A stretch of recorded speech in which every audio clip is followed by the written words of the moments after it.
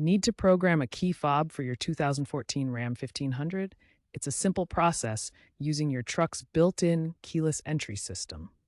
No special tools are typically needed, just the key, the fob, and about 5 to 10 minutes. This involves syncing the remote to the vehicle's body control module through a series of ignition cycles and button presses. Make sure you have a compatible fob, ideally an OEM one with part numbers like 68243574AA or 68029711AA, or a matching aftermarket option that operates on the correct 3114 MHz frequency for Chrysler models.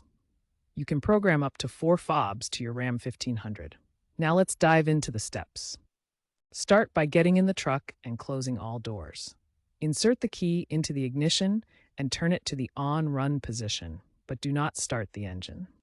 Within 10 seconds, press and hold the lock and unlock buttons on the fob at the same time for about 4 seconds, then release.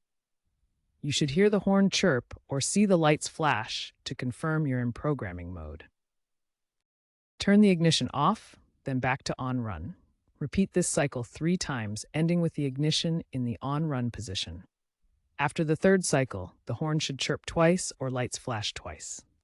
On the new fob, press and hold the lock and unlock buttons for 4 seconds. The horn should chirp once to confirm programming. If you have more fobs, repeat this within 30 seconds. Turn the ignition off and test the fob by pressing lock and unlock from outside the vehicle. If it doesn't work, double-check fob compatibility or try a fresh battery.